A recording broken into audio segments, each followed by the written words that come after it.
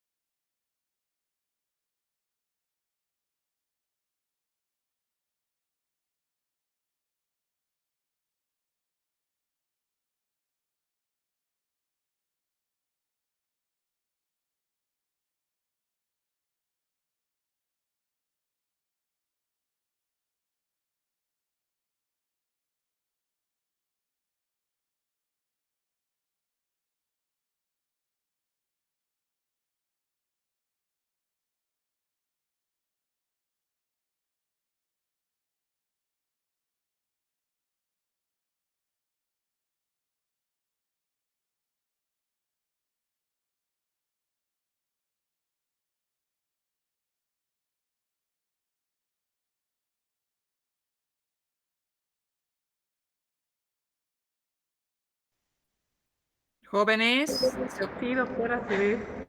Ya, muy bien. Con ustedes, buenas tardes, jóvenes. La anterior clase habíamos visto ya la primera parte, ¿no es cierto?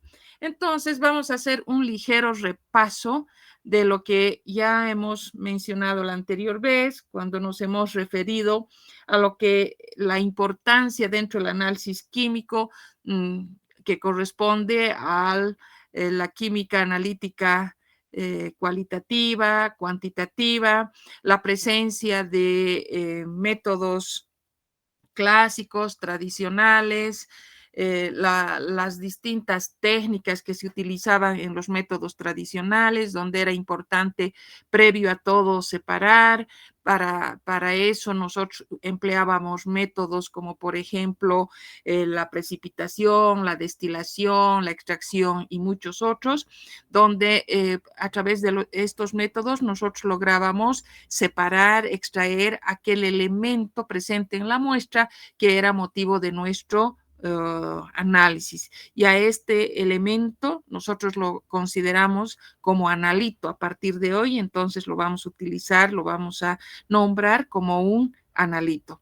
Entonces, una vez que se lograba separar, se procedía necesariamente a hacer un análisis, o sea, tratar con algún tipo de reactivo, de tal manera que iba a originar o iba a dar lugar a una serie de productos que los podíamos identificar perfectamente, ya sea por sus colores, algunas propiedades como ser el punto de ebullición, el punto de fusión, el índice de refracción, las distintas las solubilidades en distintos tipos de disolventes, la actividad óptica que podían tener, inclusive el olor que podía ser característico de cada uno de ellos.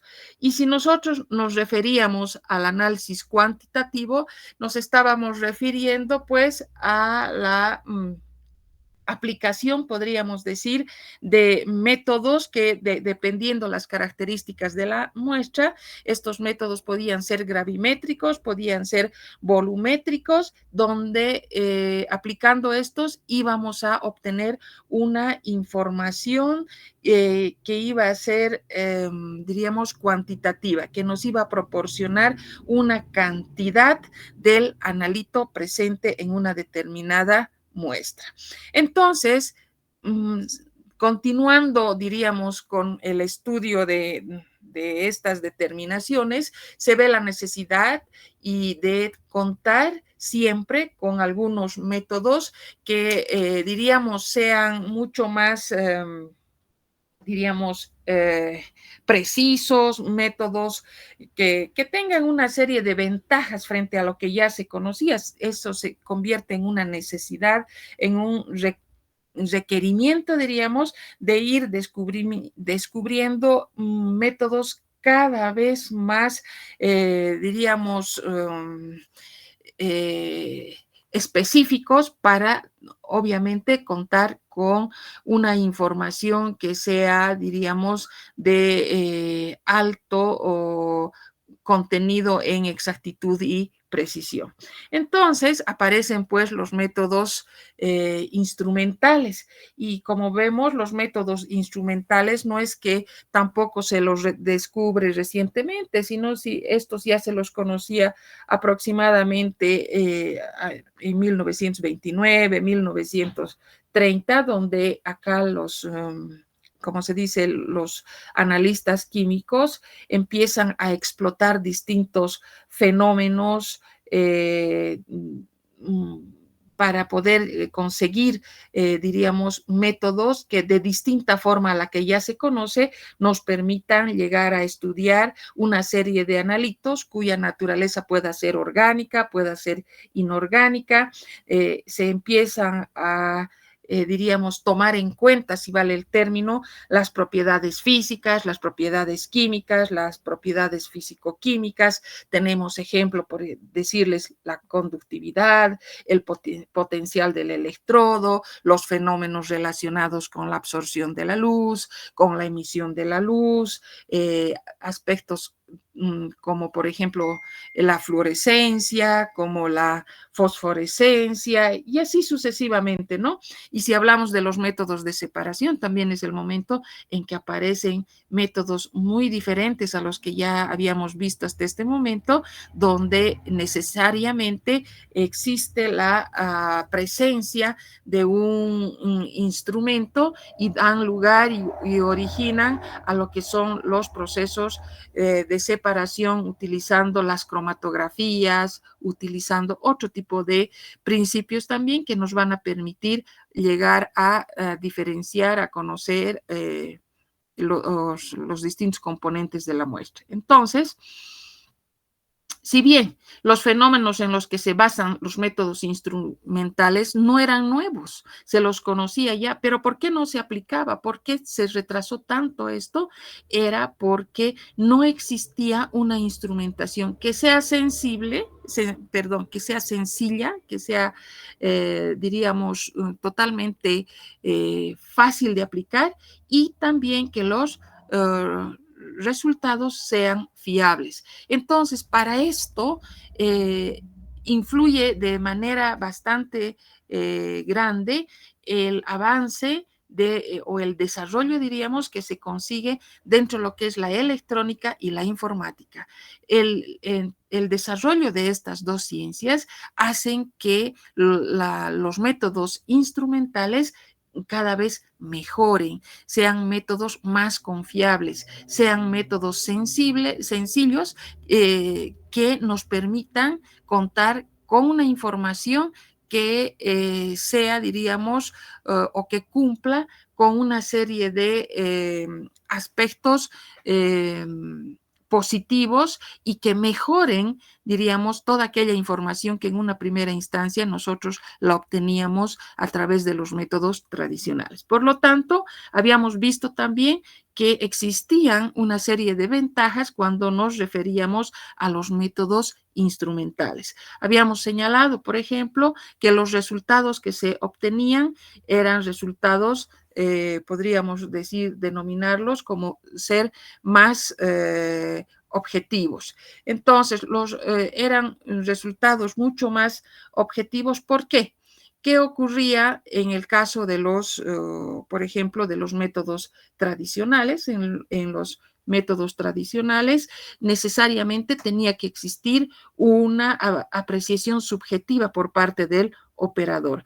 Estos métodos tradicionales estaban sujetos a este tipo de situaciones, por decirles un viraje en el cambio de color, etcétera, etcétera, cosa que se sustituye cuando se habla de un método instrumental, ya que acá los resultados van a ir reflejados en una escala numérica, también pueden ser en forma gráfica o también podemos decir que dependiendo del modelo, etcétera, etcétera, nosotros podemos encontrar una información, pero que está plasmada en el instrumento. Entonces, y no depender, diríamos, de una apreciación subjetiva de parte del observador. Por eso es que estos resultados los tomamos en cuenta como una ventaja y decimos van a ser más objetivos. En segundo lugar, decíamos, son métodos mucho más precisos. ¿Qué quiere decir esto?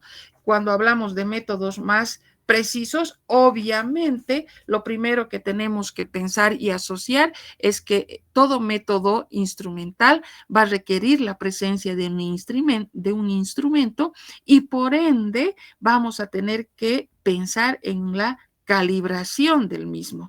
Entonces, esto representa una menor oscilación entre las medidas sucesivas que se vayan presentando y la posibilidad de una mayor reproductibilidad de los resultados a obtener, cosa que no conseguíamos cuando estábamos frente a los métodos clásicos o tradicionales. También se dice, en el tercer punto, van a ser métodos mucho más sensibles. Y para eso hay una gran lista, diríamos, de técnicas y siempre se la toma en cuenta como referencia a la absorción atómica. ¿Por qué? Porque este método de la absorción atómica permite investigar inclusive algunas trazas de metales a concentraciones bastante diríamos, bajas, estamos hablando del orden de décimas de partes por millón, que esto muy difícilmente, o mejor diremos, no se consigue aplicando un método clásico, un método tradicional. Luego podemos hablar de que las determinaciones que se realicen van a tener un tiempo de duración menor. Es decir, acá vamos a tener una persona que va a estar encargada, va a estar entrenada debidamente para realizar la determinación a través de un método instrumental. Entonces, estas determinaciones, si van a ser va a ser la misma, estamos pues en condiciones de realizarla en serie, lo que significa tener una gran rapidez. Entonces, obviamente, también es digno de considerar que se presente en el caso de tomar en cuenta al control de calidad. Ahora dice el quinto punto, en muchos casos no llega a alterarse la muestra. ¿A qué se refiere? Cuando hablamos de las muestras tenemos que referirnos a muestras especiales, como por ejemplo podríamos decir las muestras biológicas donde la cantidad es bastante pequeña. Estamos hablando, por ejemplo, también de algunos productos farmacéuticos que tienen un alto valor y eso ¿qué ventaja nos presenta aplicar un método instrumental? Que hay la posibilidad de recuperar. Entonces, por eso decimos que en muchas situaciones no se llega a destruir la muestra. Luego decimos que se tratan de métodos mucho más selectivos. ¿Qué significa? Que no requieren separarlos previamente.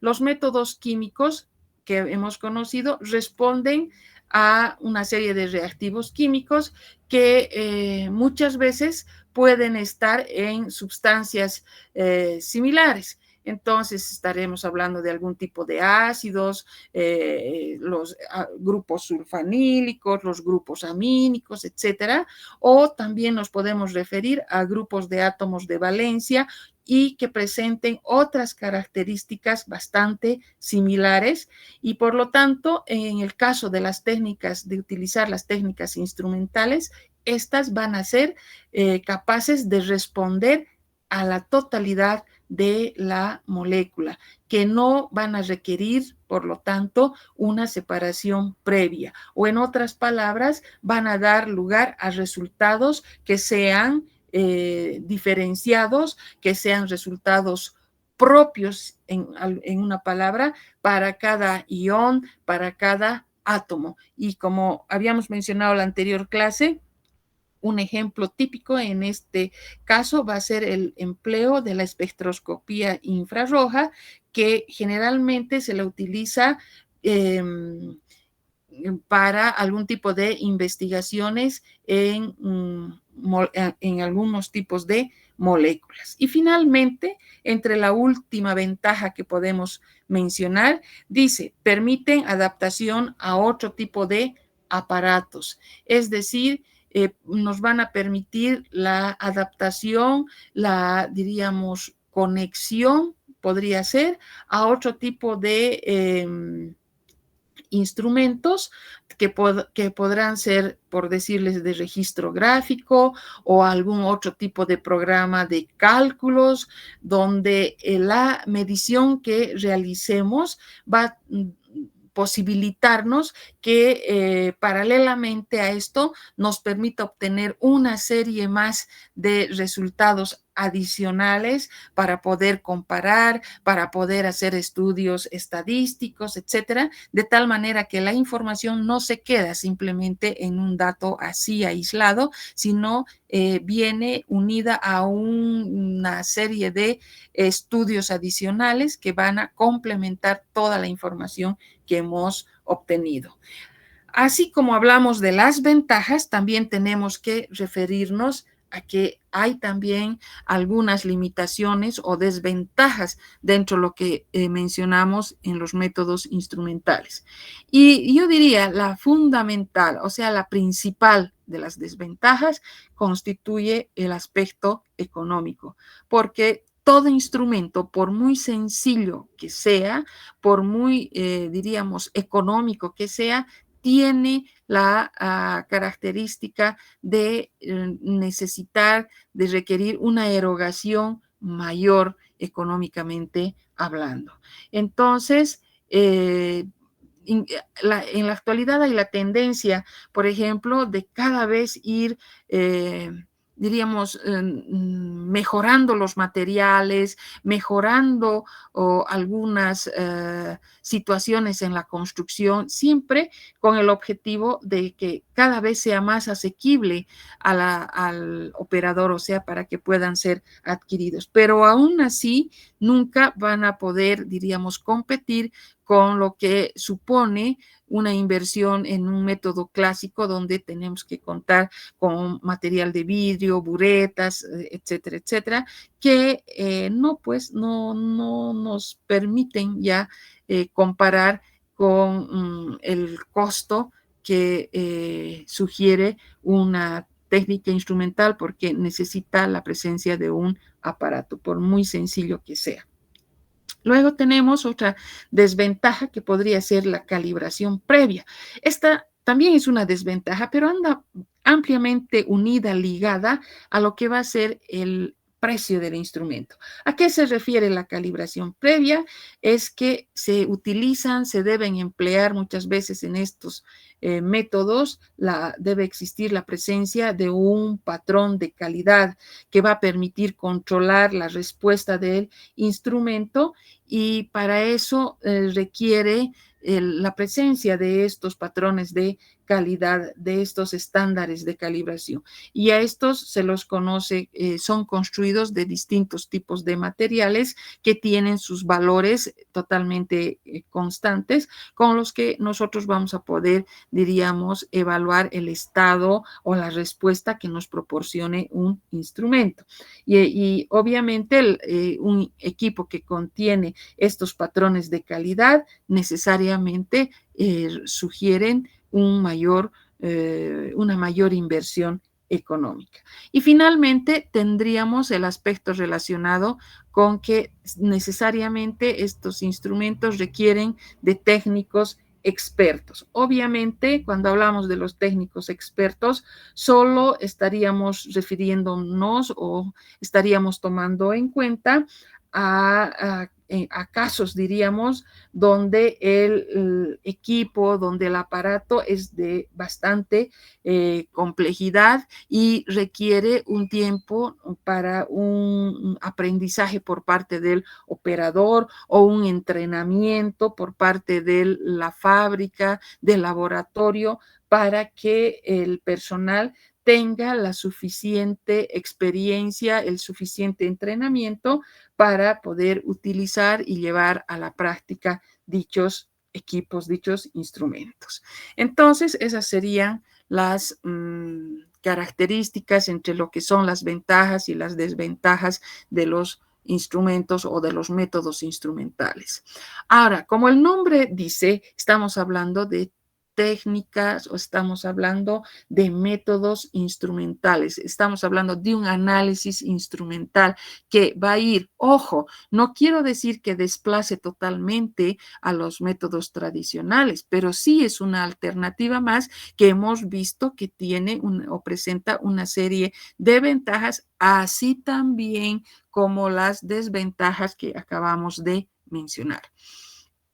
Todos estos, todo este análisis instrumental, como hemos ido viendo, sugiere pues la presencia de un instrumento. Es importante el papel que juegue un instrumento. Por eso decimos que el papel del instrumento dentro del análisis químico va a ser la de convertir una señal analítica, es decir, referida a las propiedades físicas, químicas del analito, que no son detectables ni comprensibles por el ser humano en una forma que sí lo sea.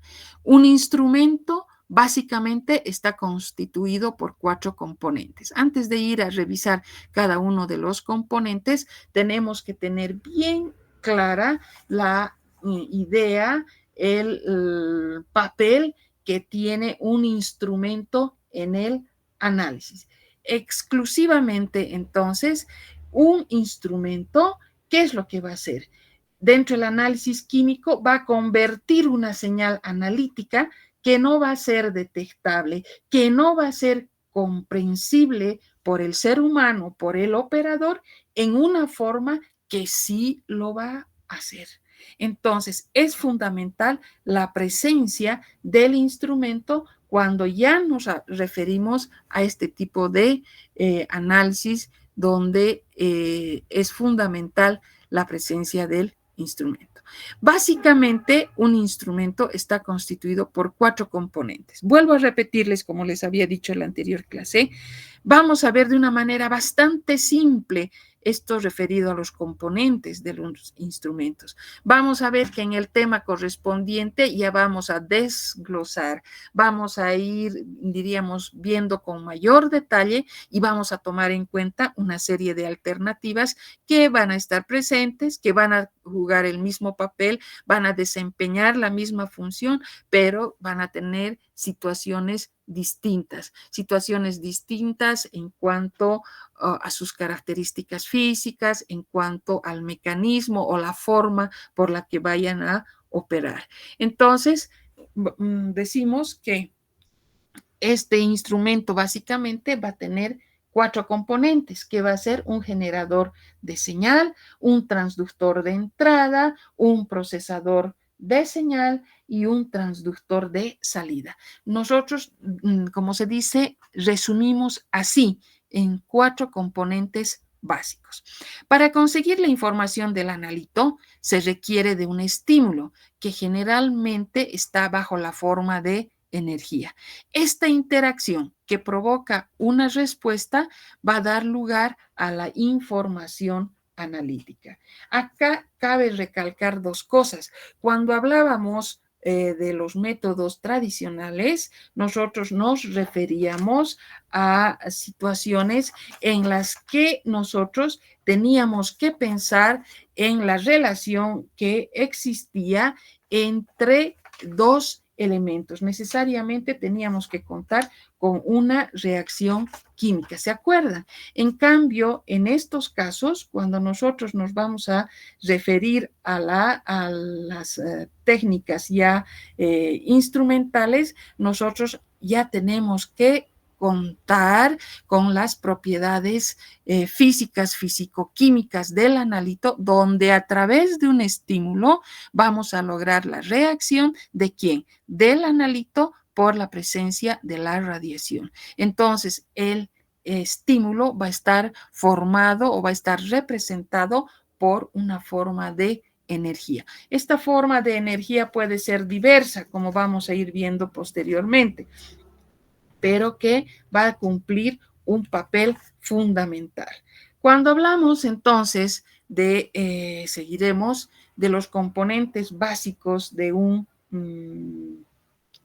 instrumento, vamos a tener en primer lugar el generador de señal.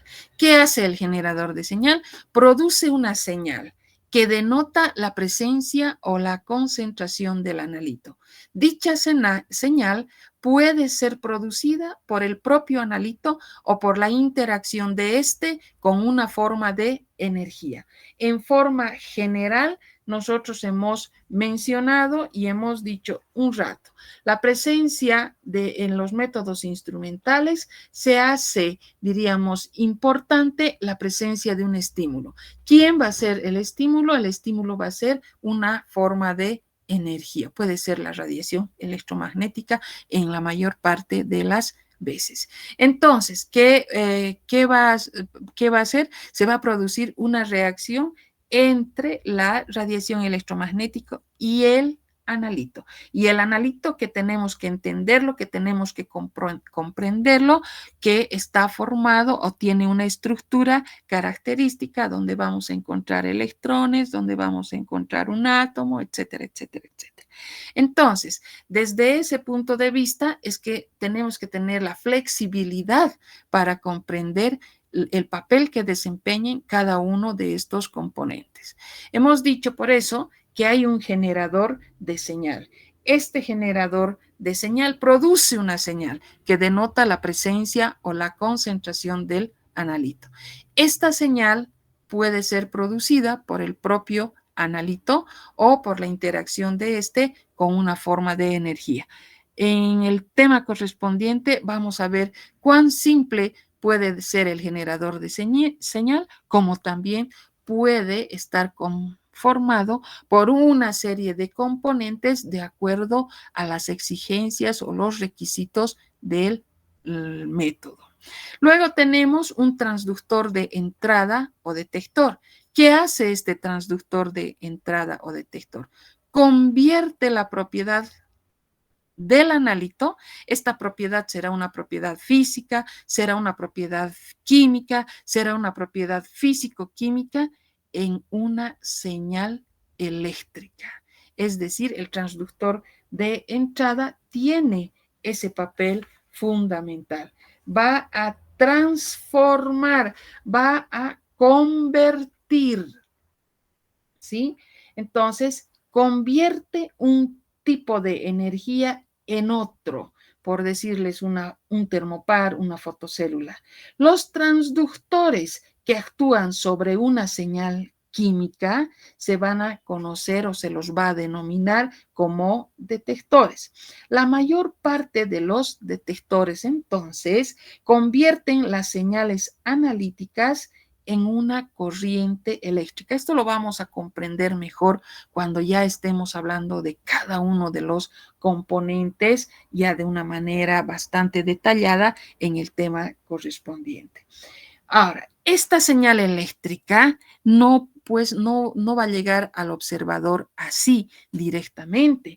Necesariamente tiene que ser, ¿cómo les podríamos decir? Va a tener que ser procesada, va a tener que sufrir una serie de, diríamos, adecuaciones, modificaciones para que esta señal pueda ser, diríamos, filtrada, podrá ser, como se dice, eh, fuera de filtrarla, qué podemos hacer en esta parte, en este dispositivo, podrá ser adecuada, podrá ser atenuada o de acuerdo a las características. Y por decirles, es una señal demasiado pequeña, tendrá que modificársela tomando en cuenta, por ejemplo, la amplificación, si tenemos señales que puedan ser las que están contaminando, tendrán que ser filtradas, tendrán que reducirse si hay la presencia del ruido y así sucesivamente. Entonces, todas estas adecuaciones, todas estas modificaciones que se tengan que realizar a la señal procedente del detector se realiza en este componente conocido como procesador de señal. El procesador de señal, por tanto, es el dispositivo electrónico que modifica o adecua la señal del detector al funcionamiento del dispositivo de lectura ampliando, filtrando, digitalizando, etc. Y finalmente llegamos al cuarto componente, que es el dispositivo de lectura. De una manera general, es un transductor que convierte la señal procesada en una señal que va a poder ser leída, que va a poder ser registrada o va a poder ser interpretada por el observador. Esos son el papel, ese es el papel que cumple cada uno de los componentes de un instrumento, de tal manera que al final va a llegar hasta lo que va a ser el observador, donde le va a proporcionar una información que pueda ser comprendida, una información que va a poder ser entendida, interpretada por parte de este operador.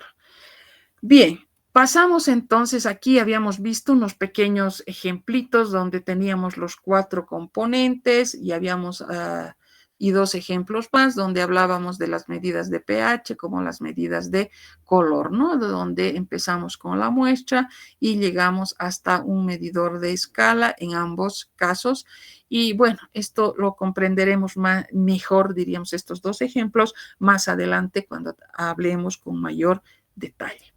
Luego es importante que en este nuestro tema introductorio nos vayamos a referir a alguna terminología que va a ser bastante frecuente. En primer lugar, tenemos al proceso analítico. Este proceso analítico comprende al conjunto de operaciones analíticas que intercaladas que se van a realizar entre el momento de contar con la muestra y la etapa de llegar a los resultados. Aquí tenemos una gráfica de lo que es el proceso analítico. No se preocupen, tenemos una práctica que se refiere exclusivamente a ir revisando, a ir, diríamos, verificando cada una de estas etapas. Como hemos mencionado, hemos dicho que van a ser una serie de operaciones que vienen intercaladas, que vienen, diríamos, una asociada a la otra,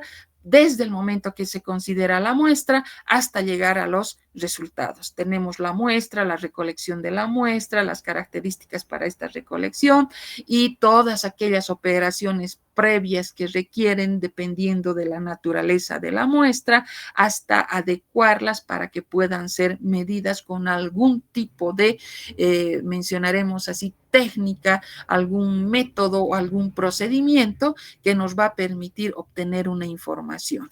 Pero esa señal que la obtengamos necesariamente tiene que pasar a una otra etapa donde va a haber la toma de los resultados, el tratamiento que se le deben dar a estos datos para que una vez que hayan sido tratados, voy a decir entre paréntesis, lleguen finalmente a un resultado que va a ser confiable. Entonces, aparentemente estas 5 etapas que nosotros vamos a poder observar comprenden lo que es el proceso analítico. Desde el momento en que consideramos a la muestra hasta obtener el resultado después de haber pasado por una serie de, diríamos, etapas adicionales que nos van a permitir finalmente obtener la información.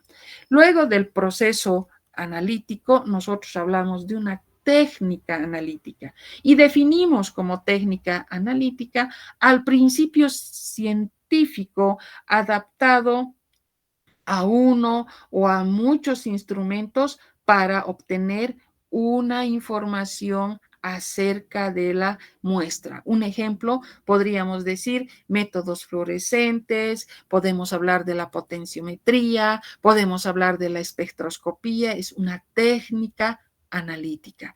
Y cuando nos referimos a lo que es un método analítico, estamos mencionando a una adaptación variada de una técnica para llegar a obtener una medida, una información.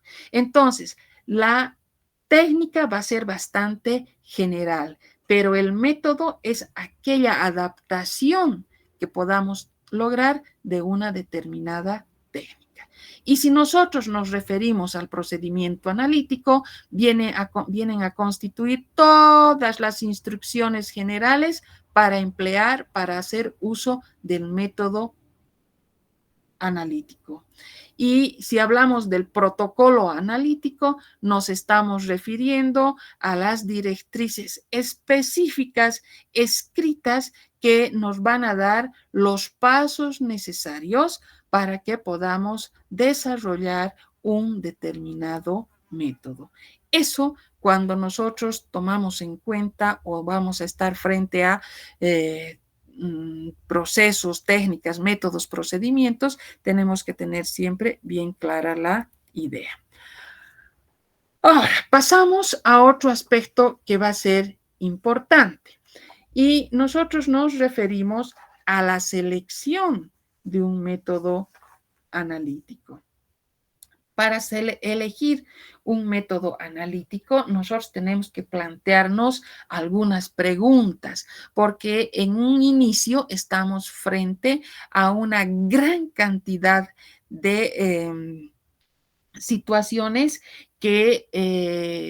o a una gran cantidad de métodos, diremos así, métodos analíticos, que no sabemos cómo elegirlos, no sabemos cómo encontrar el más óptimo, el que sea el correcto, el que nos permita obtener la información de la manera más eficiente posible. Entonces, lo primero que nosotros tenemos que pensar o lo primero en lo que tenemos que ubicarnos al seleccionar un método analítico va a ser definir la naturaleza del problema analítico, es decir, tomar en cuenta la realidad en la que nos encontramos, qué es lo que queremos, qué es lo que buscamos y bajo qué circunstancias debemos trabajar.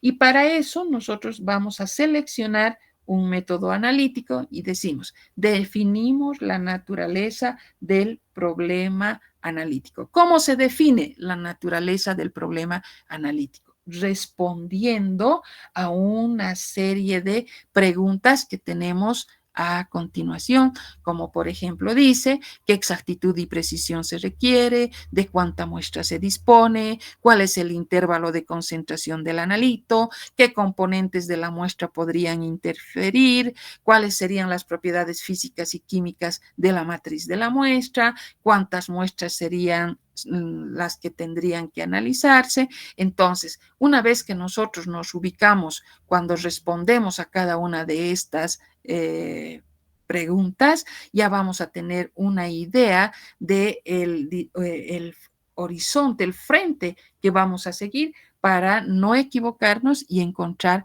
el método correcto que tengamos que elegir. Entonces, la primera pregunta para definir la naturaleza del problema analítico va a ser definir, o sea, qué exactitud y precisión se requiere. A ver, cuando se nos hace esta pregunta, ¿qué es lo que buscamos? Con esta respuesta se va a determinar el tiempo y el esmero que se va a precisar durante el análisis. Entonces, esa primera respuesta nos va a permitir ya tomar en cuenta las características relacionadas ya sea con el tiempo, ya sea con la minuciosidad con la que debemos contar. Pasamos a la segunda pregunta y dice, ¿de cuánta muestra disponemos? Pero al mismo tiempo tenemos que tomar en cuenta la siguiente pregunta más que dice, ¿cuál es el intervalo de concentración del analito? A ver, ¿con cuánto de muestra cuento y en qué intervalo de concentración está el analito?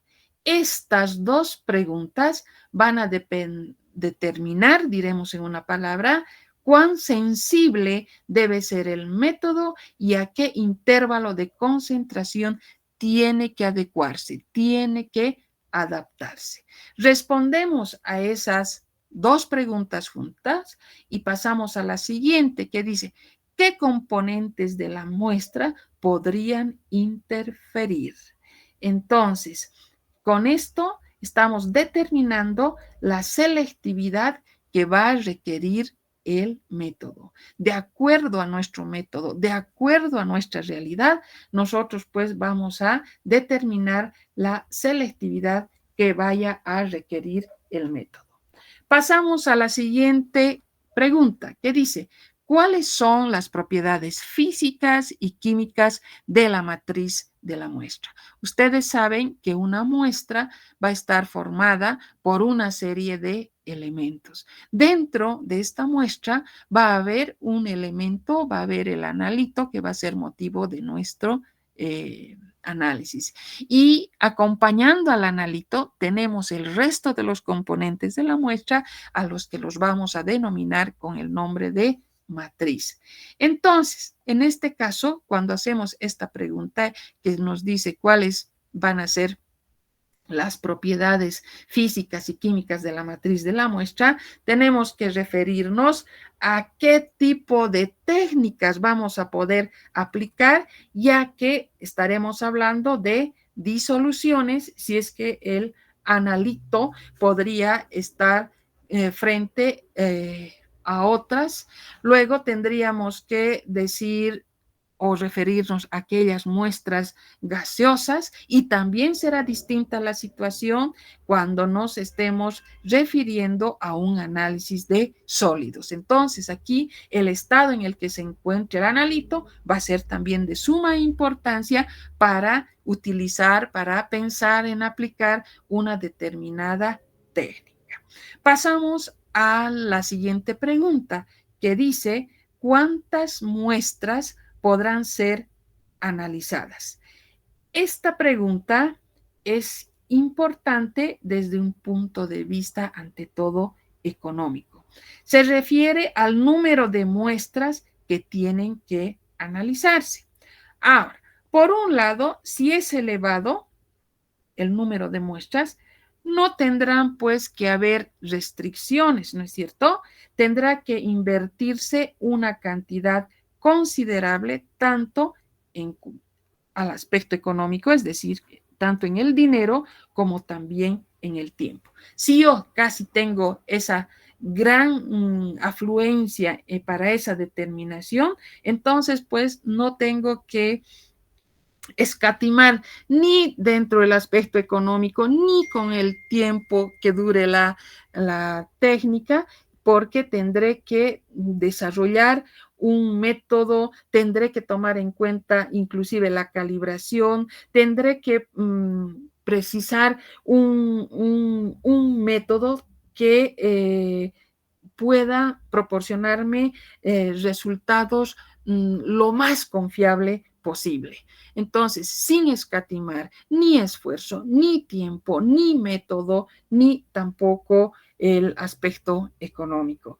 Y en cambio, si estoy frente a otra situación donde el tipo de muestras son muy escasas, son esporádicas, la mejor elección del método va a ser aquella que cuente con un método sencillo, un método que, aunque tenga un mayor tiempo de duración, sea un método que me permita obtener resultados confiables, ¿sí? Pero sin tanta, diríamos, preocupación en invertir, en perfeccionar, en, diríamos, disponer económicamente, etcétera, porque no justifica.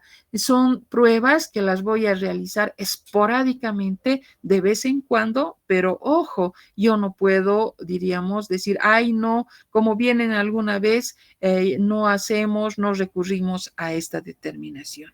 Entonces, como podrán ver, aquí es determinante cuando decimos cuántas son las muestras que vamos a analizar. Si tenemos una abundante cantidad de muestras, si nos estamos convirtiendo en el, diríamos, lugar en el laboratorio de referencia, pues no hay que escatimar nada, hay que tomar en cuenta aquellas técnicas que no importa cuánto cuesten, no importa qué tiempo se tenga que tardar, etcétera, para obtener los resultados que sean de referencia. Y en el caso contrario, si son esporádicas estas, se escogerá, diríamos, un método adecuado, un método que, diríamos, nos permita obtener la información que buscamos, pero será un método más sencilla, será un método que no afecte tampoco a las políticas del laboratorio. Una vez que hemos respondido a todas estas preguntas y hemos definido la naturaleza del problema analítico, vamos a entonces pasar a otra etapa. Y esta etapa se refiere a las características de funcionamiento ya de los instrumentos, donde vamos a tomar en cuenta a los parámetros de calidad. Y dentro de los parámetros de calidad vamos a tomar en cuenta dos tipos de parámetros, los parámetros cuantitativos y los parámetros cualitativos. Entonces, existen estos parámetros que hemos mencionado y estos se los va a poder usar, se los va a poder aplicar para decidir, para determinar si un método es el que adecuado o tiene las características que nosotros buscamos. ¿Y qué aspectos debemos tomar en cuenta? Tenemos que tomar en cuenta, en primer lugar, los criterios numéricos, es decir, para seleccionar el método. ¿Y cuáles son estos criterios numéricos, estos parámetros cuantitativos?